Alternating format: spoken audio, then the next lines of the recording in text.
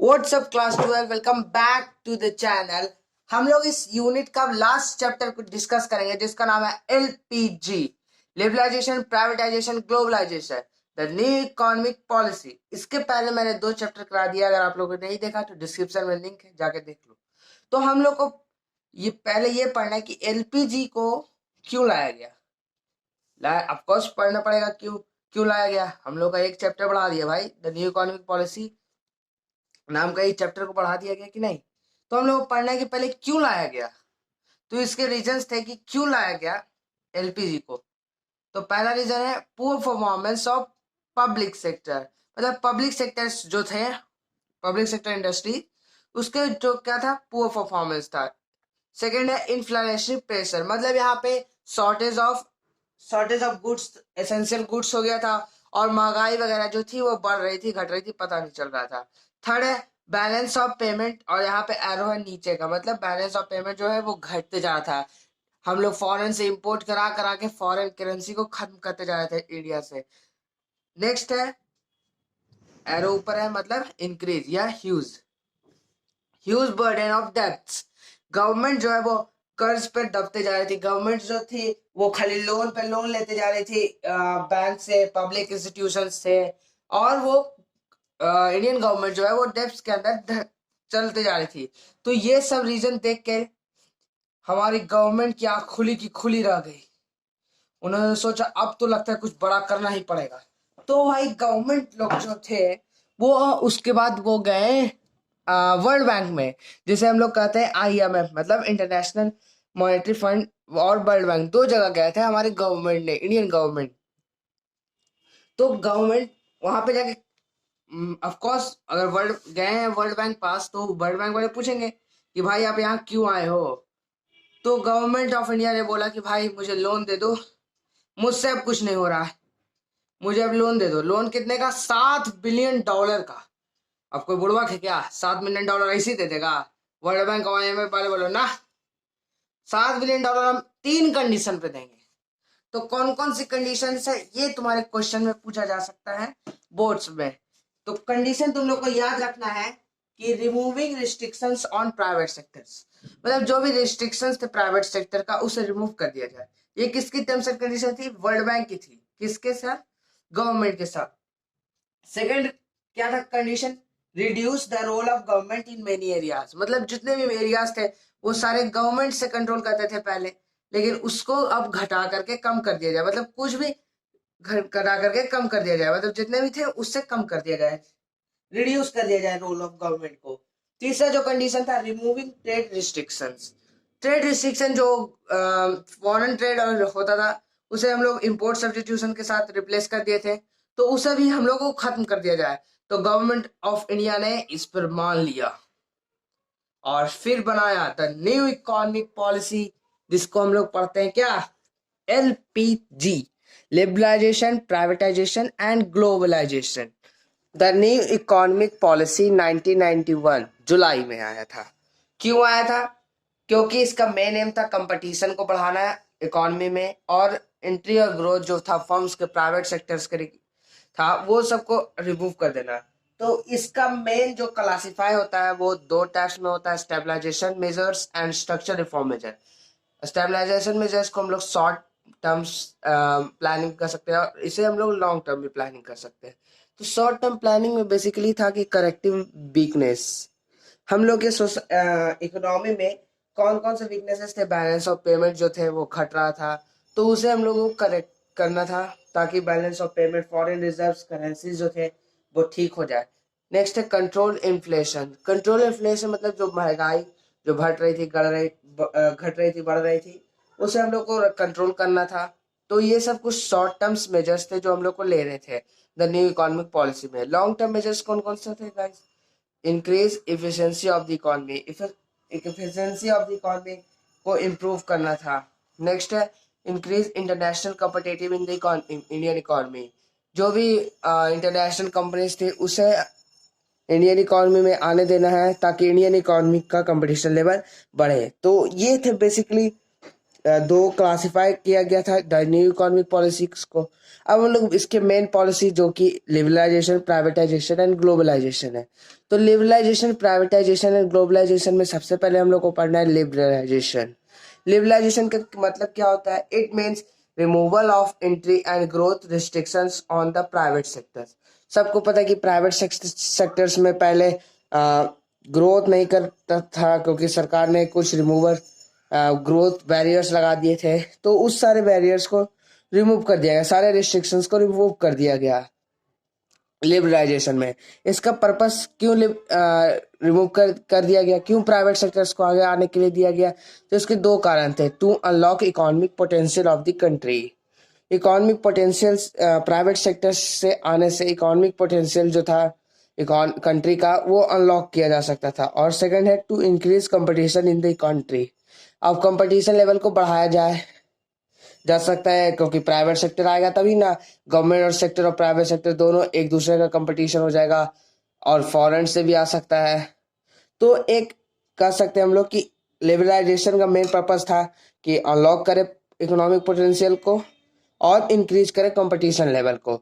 अब guys, liberalisation के लाते के साथ ही गवर्नमेंट ने कुछ इकोनॉमिक रिफॉर्म्स भी लाए। तो इकोनॉमिक रिफॉर्म्स हम लोग को 5 पढ़ना है। सबसे पहला रिफॉर्म्स था इंडस्ट्रियल सेक्टर रिफॉर्म। अब नाम से ही पता चला है, देखो इंडस्ट्रियल, इंडस्ट्री के लिए कुछ सेक्टर्स के लिए रिफॉर्म्स।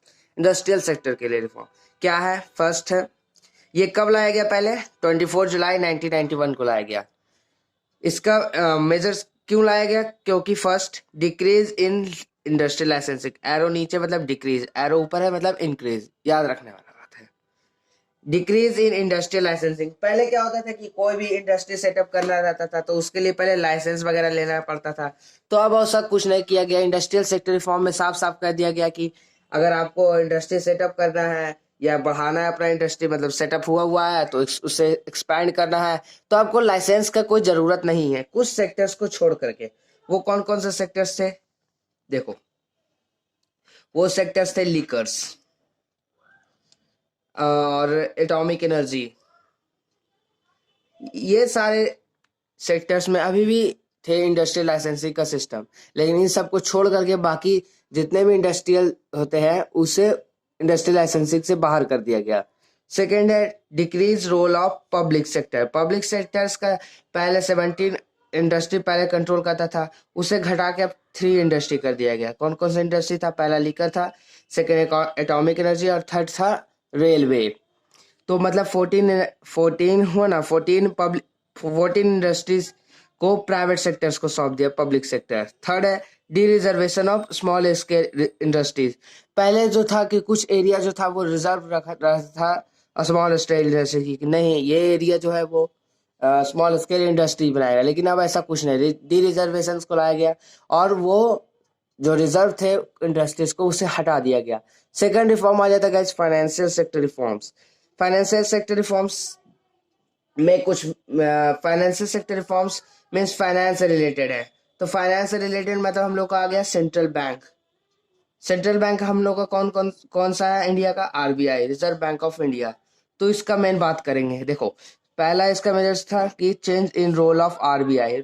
आरबीआई का पहले क्या काम था कि पूरे बैंकिंग सिस्टम को कंट्रोल करना, अभी भी काम है, पूरे बैंकिंग सिस्टम को रेगुलेट करना। तो उसे हटा करके फैसिलिटेटर में बदल दिया गया था। Change of role of RBI was reduced from regulator to facilitator. Facilitators बना दिया गया आरबीआई का। सेकेंड है ओरिजिन ऑफ प्राइवेट बैंक्स। अब आरबीआई का कुछ रोल कम गया बैंकिंग में, तो अब प्राइवेट बैंक्स को भी आगे आने का मौका मिला, जिसमें आईसीआईसीआई और एचएफबीसी नाम का बैंक सामने आया। मतलब उस समय का बैंक ओरिजिन हुआ प्राइवेट बैंक्स। थर्ड है increase in limit of foreign investment. अब फॉरेन इन्वेस्टमेंट पहले जो था वो बहुत कम था, लेकिन अब फाइनेंशियल सेक्टर रिफॉर्म्स आने के बाद फॉरेन इन्वेस्टमेंट जो था वो 51% तक आ गया था। 51%, 5 नॉट 5%, 51% तक आ गया था। तो ये था फाइनेंशियल सेक्टर।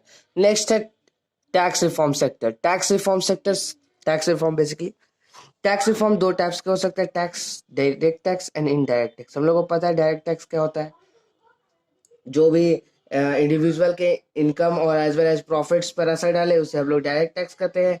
और जो भी इनडायरेक्ट टैक्स जैसे हमारा जीएसटी वगैरह हो गया, कंजम्पशन गुड्स एंड सर्विसेज को लिए जाए तो इसके मेजर्स देखे गए तो फर्स्ट आया था रिडक्शन इन टैक्सेस। अब हम लोग को पता है कि पहले टैक्स वगैरह की चोरी बहुत होती थी, लोग टैक्स पे करना नहीं चाहते थे। क्यों?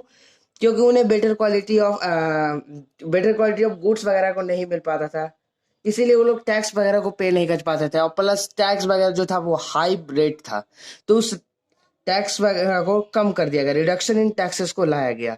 सेकेंड है रिफॉर्म्स इन इनडायरेक्ट टैक्सेस को लाया गया, जैसे जीएसटी आया तो कितने सारे टैक्सेस जो थे वो इलिमिनेट कर दिया गया जीएसटी के द्वारा, जैसे entertainment taxes tax, purchase tax, ये सब जितना भी टैक्स था सब इलिमिनेट हो गया जीएसटी के आने पर।